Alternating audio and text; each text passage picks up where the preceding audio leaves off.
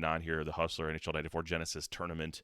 We're going to try to get into this game here. Hopefully we've got them ready to go.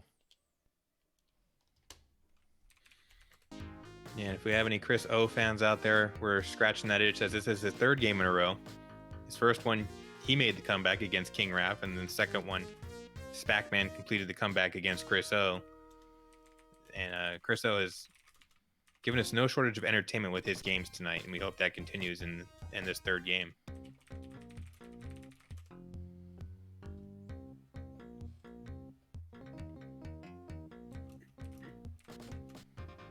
And then it looks like we might have King Raph and DPS on deck after this matchup. Woo. So stick around for that. That should be an exciting one between the current King of 94 and an up-and-coming competitor in DPS, the Retro Gaming's world champion. So I got to play him in Tecmo on Saturday. He's in my group, assuming this happens more often than I think they like to, but you get someone who doesn't show up, or they get walk-ins on the door and they got to move groups around for balancing purposes. But right now I'm slated to be in his group. He's my friend, so if he beats me, I'm not mad about it. And then I got a guy that I played one at a time, and then two others that I have not. So we'll see how that goes for me. But we're not talking Tecmo tonight. We're talking NHL94 Hustler Genesis Tournament. And I want to get as many games announced tonight, guys, as I possibly can. There's just a window of time that I have. Speaking of, I guess, one more reference to Tecmo, I got to get Tecmo Ninja from the airport, roughly 11 local time, and that means I also have to get my kid to bed. So he's on an airplane from Chicago. In probably about 45 minutes, will be airborne to Green Bay. And then,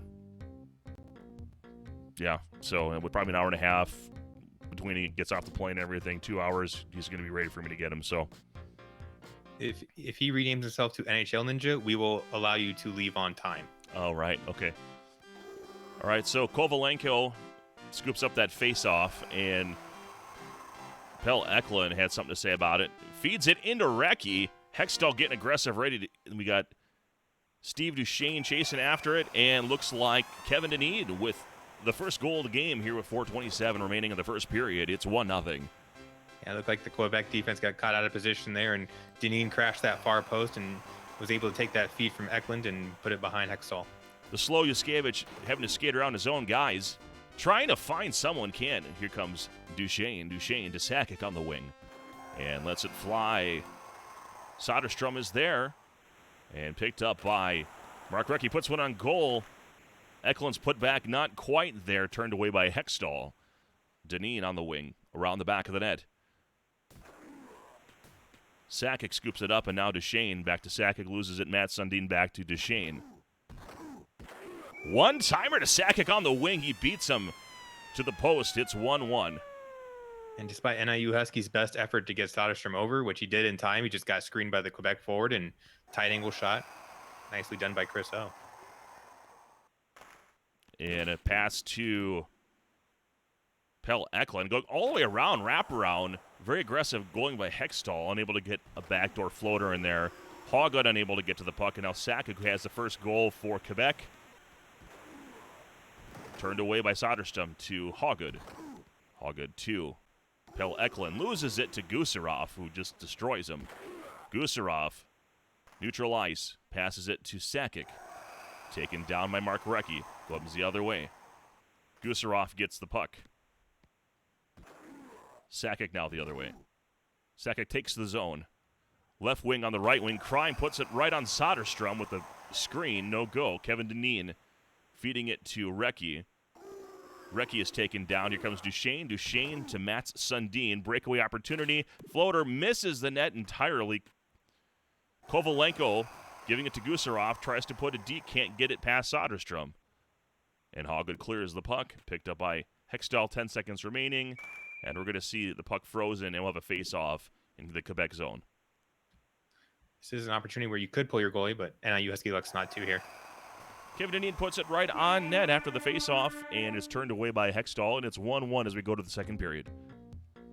Yeah, really hot start there by NIUHuskie getting the opening goal, but Chris O looked to gain his footing as the period went on, and looks like he may have established some momentum. See if he can carry it over. Kovalenko doing his best goalie impression. We got the floater goal. We kind of saw it coming. He was setting it up. Kovalenko unassisted. It's 2-1. Yeah, just a little too easy for Chris O to be able to use that move. A little too much space in the slot. And a guy like Chris O, he's a veteran at this point in his development. He's going to score that goal. Kovalenko, after the turn-away shot by Hextall, feeds it to Sundin with an opportunity with a one-timer. Soderstrom turns it away, and now Recchi the other way. Recchi to Deneen, looking for an alley. Gusarov is there. Duchesne scoops it up. Coast to coast. Soderstrom comes out and says hello. Turned away Gusarov from the pass from Kovalenko.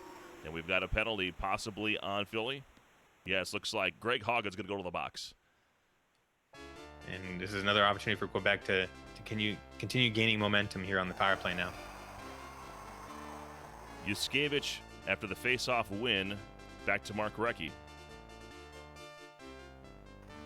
And he misses the pass to Pell Eklund. It might have been a goal there. The one-timer connected. No, Kov's going with a hard slapper and very aggressive goal play by Soderstrom. Eklund looking for an alley, being stalked by Mats Sundin. The pass is intercepted by Recchi. He loses it. Here comes Gusarov.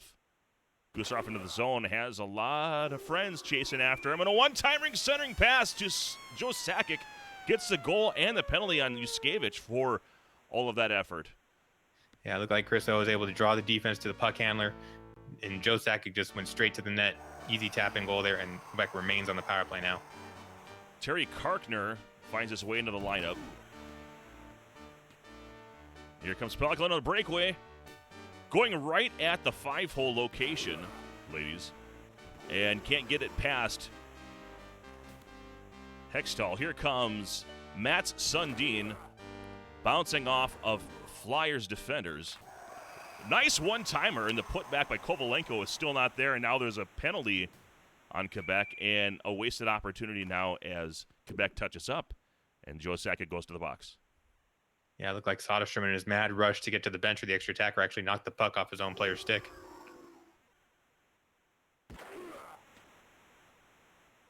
So 3-1 here as we are winding down in the second. Recchi winds up and taken away by Duchesne and runs out of time. So 3-1 here, Quebec with the lead. Chris O looking good entering the third period. Let's see if he can hang out here. Chris O certainly looking good, but NIU Huskies still showing some fight. There's a couple one-timer passes in that second period that just didn't quite connect. If they had, they looked like premium scoring chances. So if he can get one of the two of those to connect, we're going to have ourselves a good third period. Face off taken by Recchi, bounced right off the glass right in front of Hextall, and he beats him. Pell Eklund with the first goal. 2 assists by Recchi. It's 3-2 Quebec. Yeah, Flyers using those home ice bounces off the boards, just a really crazy play and fortuitous spot for Eklund to be in and just shovel that puck in. Kovalenko trying to go coast to coast. He beats Soderstrom but loses the puck. And Haga intercepts the one-timer pass intended for Matt Sundin. Sakic scoops it up, coming the other way. Kovalenko going right past Soderstrom. That time he beats him, and that's unassisted for his second goal of the game. It's 4-2. Yeah, just another real nice goal there by Chris O. First he had the floater. Now he has this crease cut. Just some very basic goals that he's been able to utilize and build himself a lead with. Haga takes it away. Kovalenko helpless. Hextall is not, though, and he gives it to Duchesne. Duchesne loses it, and now Kevin Deneen with an opportunity. And there's the one-timer to Mark Recchi. It's a 4-3 game. Just like that, Philadelphia is going to keep clawing back in this one. Pretty stuff by NIU Huskie. Just using Deneen's edges very nicely and then finding that beautiful pass over to Recchi. Really aggressive defensive seat-checking by Philadelphia. Unable to punish it is Kovalenko. And now Quebec clears the puck. Soderstrom's going to touch this up. Gets it to Haga. We got a penalty on Quebec and touched up by Duchesne. So no real taking advantage neither way on these power plays with the extra attacker during the delayed penalties, excuse me. And 4-3 now. Some alignment changes. Mats Sundin is going to go to the box. And I think Sakic is going to take center. Haga puts it on net right off the face-off. Pell Eklund stalked and assaulted by Joe Sakic, who's now playing center. Ron Hextall scoops it up, looking for an opportunity, gives it away, but stops the putback, and he'll freeze the puck with 1:46 remaining here in the third period. 4-3 game, Quebec over Philadelphia. Chris O dodging a bullet there that could have been a disaster. Kovalenko with a flip pass, or maybe it was just deflected, not sure. Kovalenko does get it back, trying to go for a D, can't put it past Soderstrom. Kevin Dineen chases it down. Surprise Hextall didn't come out to meet him. Kovalenko taken down. Time becoming a factor. One-timer, no. Recchi unable to find him. Haga takes him down. Time becoming a factor. We're going to see a goalie pull. And he gets him anyway. So every time I mention goalie pull, someone scores a goal. We have a tie game. Yeah, big goal by NIUHuskie, giving Chris O a little bit of his own medicine, who had a crease cut earlier in the period.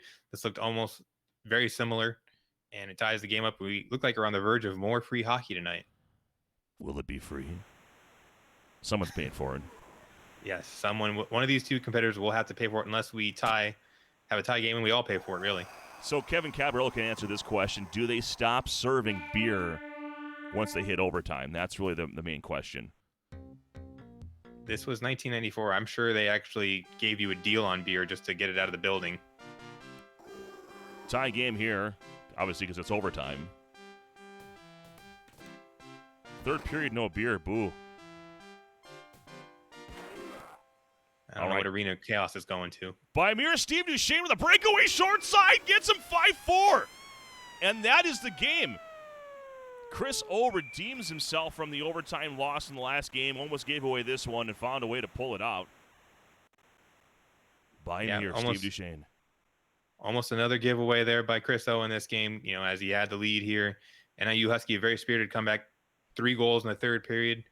He's finally starting to connect his passes and really threaten Quebec's goal. And Chris O just pulls that one out of the hat. Beautiful deke on the breakaway with Steve Duchesne. What's he doing all alone in the offensive zone? We won't ask that question as he scored the goal. See if you see these guys can see the emojis I'm going to try to put out here.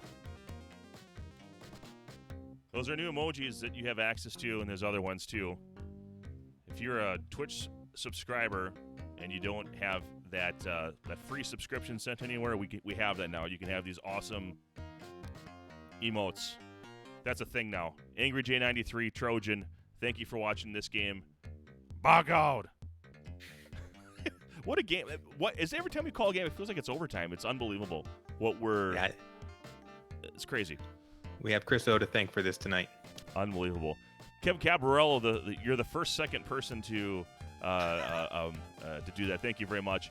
So we now have DPS and King Raff, I think, ready to rock and roll. We will go offline, and then we'll come back on with the magic and the power of the internet to take care of that one. And then maybe Angry Jay and Chaos will rock it out after that. And then I got to go get Tecmo Ninja from the airport. So we'll be right back.